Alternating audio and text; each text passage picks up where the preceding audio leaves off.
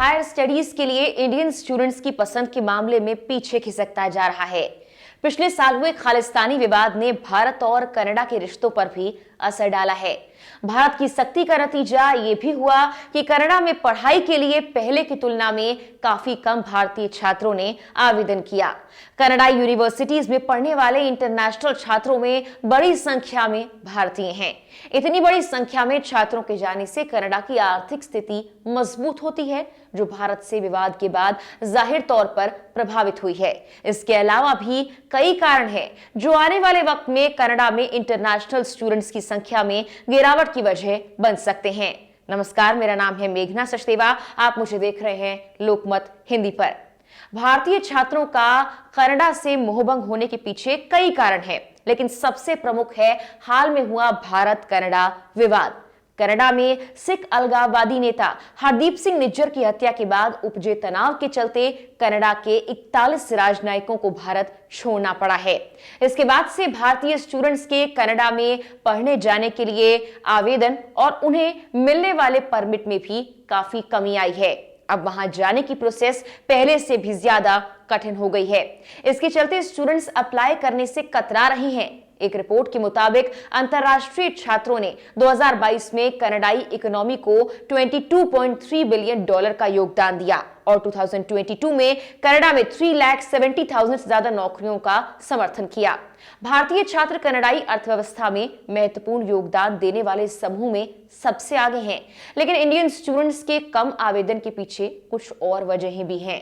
गिरती आवेदन संख्या पर एक रिपोर्ट में यह कहा गया कि कनाडा में अंतरराष्ट्रीय छात्रों के साथ हाल फिलहाल में शोषण के कई मामले आए हैं, जिससे कनाडा में अध्ययन के लिए आवेदन करने वाले इंडियन स्टूडेंट्स की संख्या में कमी आई। रिपोर्ट में कहा गया कि अधिकांश अंतरराष्ट्रीय छात्रों ने सोशल मीडिया पर कनाडा में हो रही कठिनाइयों के बारे में पोस्ट किया। उनके इस पोस्ट का भी असर देखने को मिल रहा है। कनाडा इस वक्त आवास संकट से भी जूझ रहा है। यहाँ आबादी तो बहुत है, लेकिन रहने के लिए घर कम है, जिसकी वजह से घरों की कीमतें काफी बढ़ गई हैं। ऐसे में यहाँ पढ़ने जाने वाले छात्रों को समस्याओं का सामना करना पड़ रहा है। ये भी एक कारण है कि वहाँ इंटरनेशनल स्टूडेंट्स जाने से पहले विचार कर रहे हैं। वहीं भारत और कनाडा के बीच के तल्ख रिश्तों से अप्रवासन मंत्री मिलर का मानना है कि एजुकेशन सेक्टर पर इस तनाव का बुरा असर पड़ रहा है। उन्होंने कहा कि तनाव के कारण भारत से आने वाले आवेदन कम हुए हैं। कुछ रिपोर्ट्स का यह भी कहना है कि कनाडा में भारतीय स्टूडेंट्स के कम आवेदन से सालाना बिलियंस का नुकसान होने की संभावना है। पंजाब से जो छात्र कनाडा पढ़ने जाते हैं वो वहां सालाना लगभग 68,000 करोड़ रुपए यानी करीब 8 अरब डॉलर खर्च करते हैं। यह सिख प्रवासी मुद्दों पर एक वेबसाइट सिख वॉक्स का हालिया अनुमान है। यह अनुमान कनाडा में पढ़ने वाले छात्रों की संख्या और औसत कॉलेज फीस और रहने के खर्च आदि पर आधारित है। IRCC यानी immigration, refugees and citizenship Canada के अनुसार साल 2022 में 3,63,541 इंडियन स्टूडेंट्स ने अप्लाई किया था। 2021 के 2,36,077 के आंकड़े से ज्यादा थे। अक्टूबर 2023 तक 2,61,310 भारतीय छात्रों ने आवेदन किया, जो साफ तौर पर दर्शाता है कि आवेदकों की संख्या में भारी कमी आई है।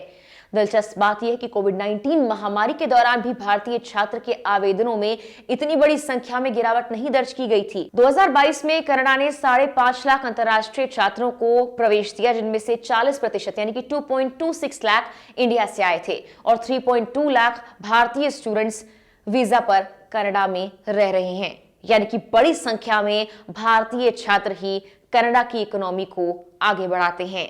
फिलहाल के लिए इस वीडियो में इतना ही।